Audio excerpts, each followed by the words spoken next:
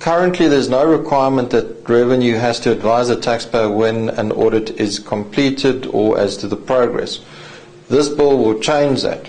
SARS will in future have a duty to inform taxpayers as to what is happening.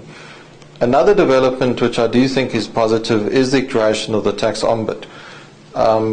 There has been some criticism that the ombud is still housed within SARS, but I do think it's a move in the right direction. It is an office within SARS, but the ombud is answerable to the Minister of Finance, which is giving it a degree of independence.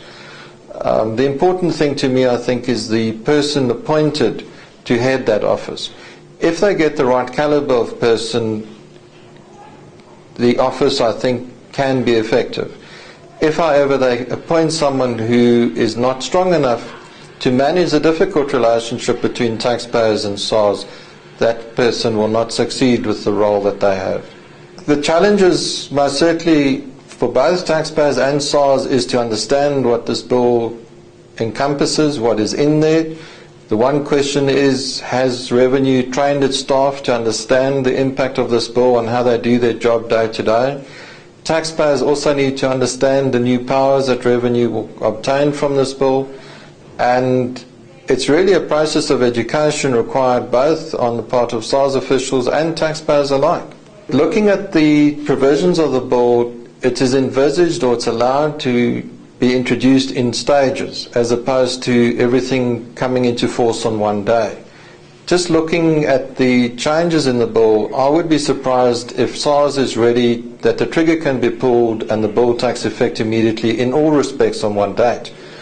What I would think is that it would come in on a phased basis, that it will come in tranches, different elements or different sections on different dates as they get ready to implement. I think some areas also may require systems changes, dealing with the taxpayer's account, because the bill also moves to the compounding of interest. That requires systems changes. I'm not sure to what extent the SARS computer systems have been amended to take account of what's in this bill. Well, the first question is really, when will the bill be enacted or signed off by the President? That could be another 6 weeks until that happens. You may find that on that date, say maybe August, certain elements are already taking effect, and then other items coming in maybe 2-3 months thereafter. The one important one that must be dealt with, as it was mentioned in the workshop, is the voluntary disclosure program. People are waiting for that, and taxpayers need clarity. I would hope that that would be one of the earlier ones to take effect.